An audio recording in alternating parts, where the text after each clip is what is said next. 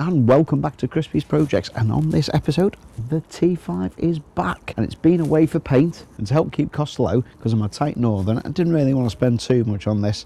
I'd done some of the prep work myself, and like a silly fool I am, I decided to try and strike up a deal to help add a bit of content, and sometimes I wish I never. So what did I do? I got him to paint it and asked him not to do any of the refinishing work, just literally straight from the gun, and then I would sort out all the rectification work. So it made it a bit cheaper for me, but it's been a hell of a lot of work when I don't really know what I'm doing. So I've practically done the entire van, so I'm going to show you how to do orange peel, and I can see it's gone to colour, which is a bit of a random choice, I know. So that's the original Alpine white, and then painting this in a later transport grey. So let's go around the other side and deal with some orange peel. With me sat next to it, hopefully you can see the shine isn't quite there. It's shiny, but the pattern is just textured a little bit. It's almost like showroom or a new car nowadays. So I'm going to use two methods.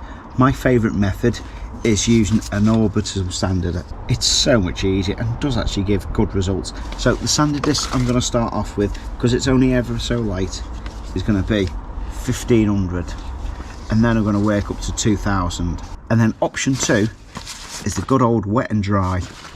So 2000 and 1500. Oh, I'm scratching my paintwork. But we'll just do a little section.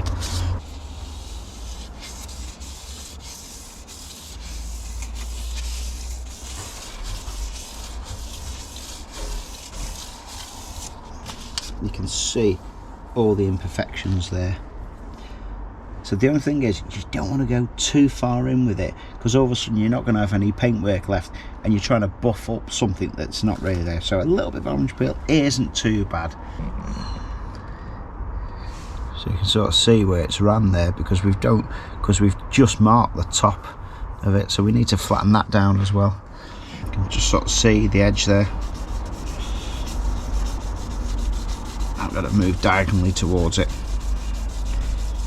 And then we're just going to put a little bit of water on, because a little bit of water just helps lubricate it.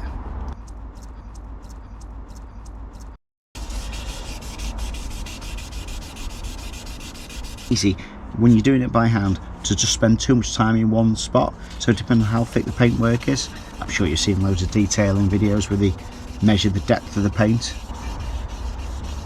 So that's not too bad, that, because you can see there's no orange peel next to it. You can see just where that's lying there, that's just where it's a little bit proud. So we just need to get rid of that. So I'm going to go motion of where it is in that area, just take the proud spot off. Again, very, very little pressure on there. Just varying it a little bit direction wise.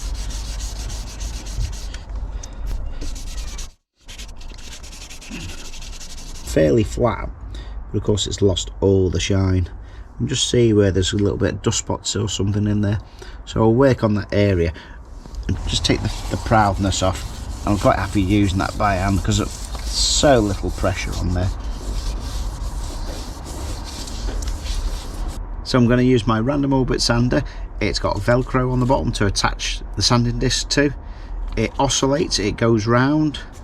There's not really much else to say about it. 150 mil. So I've got my 1500 on there. I'm going to work it just on speed number 2, which I've got no idea how fast that is, but that seems to give reasonable results. So I'm just going to work.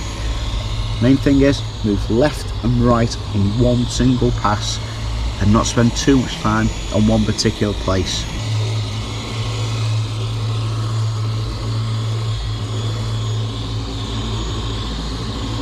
So it probably looks like it's not made that much of a difference, but you can sort of see here and there where it's just sanded the very top bits. Again, really hard to see. You can just see a little bit of dullness in there, and when I actually look at it, it's the top of the orange peel that's actually gone flat. So I'm going to do the same on the panel here. I'm going to run at speed 3 on this, just see how she goes, try and get a little bit more consistently here. But these sanding discs I find seem to work better when they're dry, or these ones do anyway, even though this one is designed for wet as well. Wet is always going to add a little bit of lubricant, isn't going to pressure as much, not going to be abrasive, but I find it does tend to wear these down a lot quicker, so it's not actually doing much other than polishing it.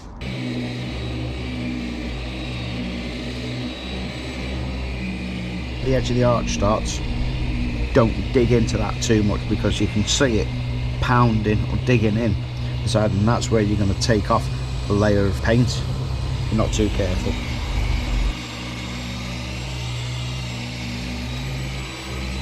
You can just sort of see how cloudy it all looks.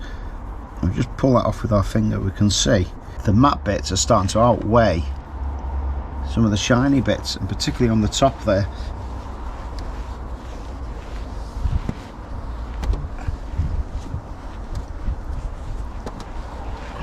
So just going to do one more pass, and particularly paying more attention here and here, and just being a little bit more firmer.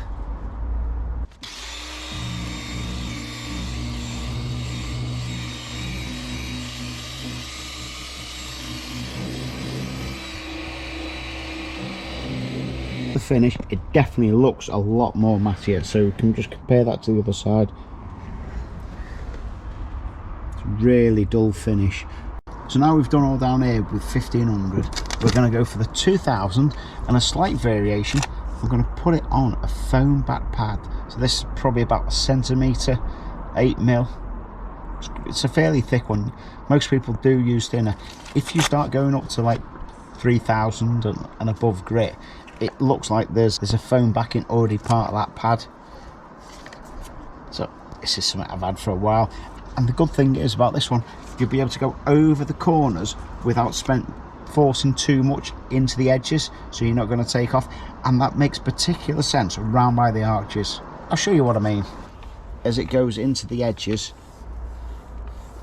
see that scratching straight away, that's good.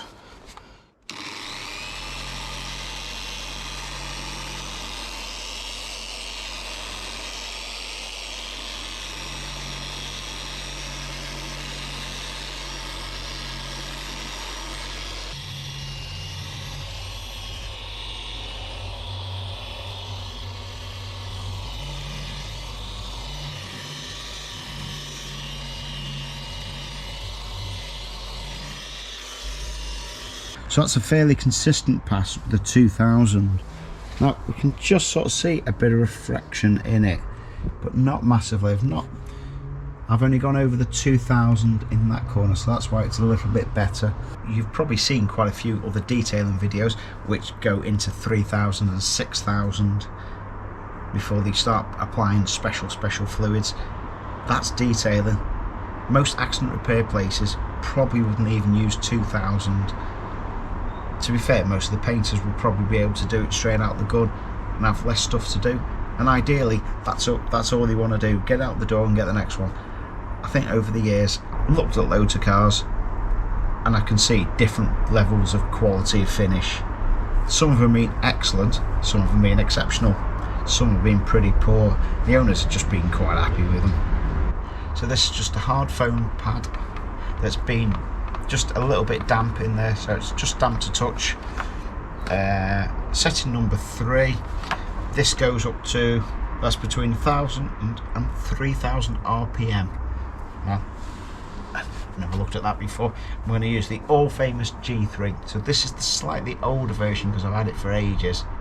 Apparently the newer version is even better, but I'll leave some links in the description below to various machines and probably the new 3. Blobs on there, a little bit of water, and for this side I'm just going to put a little bit of water because it's going to be easier to work. And again, I'm going to put it on about 2.5 this time, and just work in different sections. Because it's a slightly bigger panel, I'll do about half. Just give it a good little spread, make sure all that material's on there. That's it. I'm going to start off low and then build up, just to spread it round because there's a little bit of fresh water on here.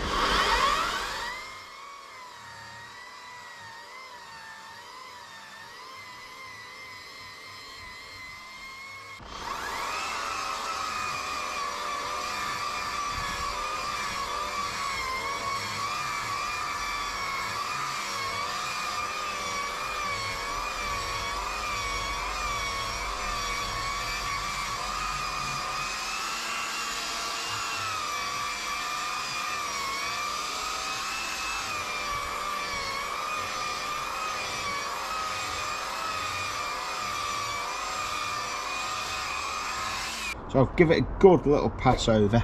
I know it's quite dark and dull and you can't really see in here, but again, using the same old cloth, just take off any of the dry residue. It's hardly prime detailing weather, is it?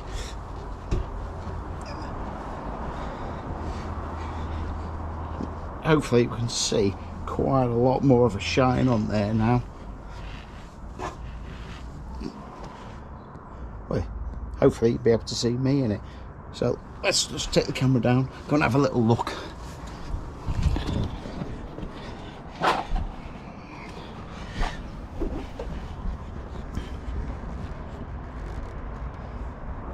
That's got rid of what I think is all the orange peel.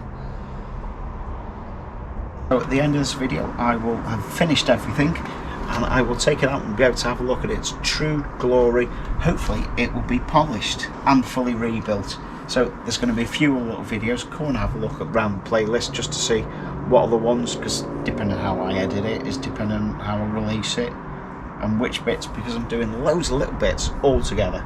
Sounds confusing? It is. So I'll run through the bits that I've used.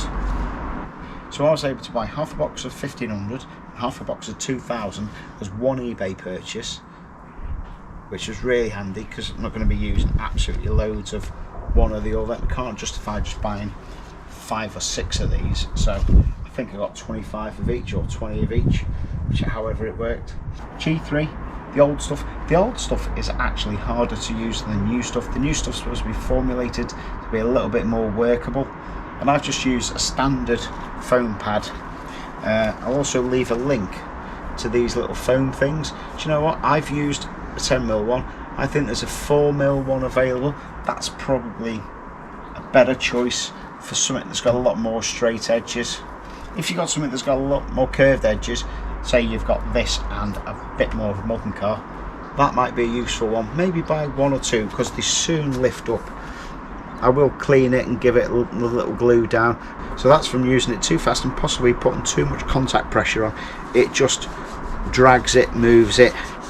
There's enough flex in there, but it does look a lot better. The only bit I need to do is finish off this door and the front bumper, and of course put these little trim bits on, but that's neither here nor there. So the front bumper, if you've not seen any of the other bits, I've modified the front bumper and I've upgraded some of the lighting. Consider subscribing, tapping the bell notification, and you'll be able to see when there's more T5 stuff.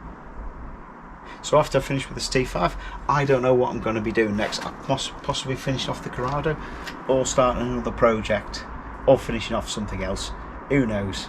Either way, I'll see you in the next one. Ta-da!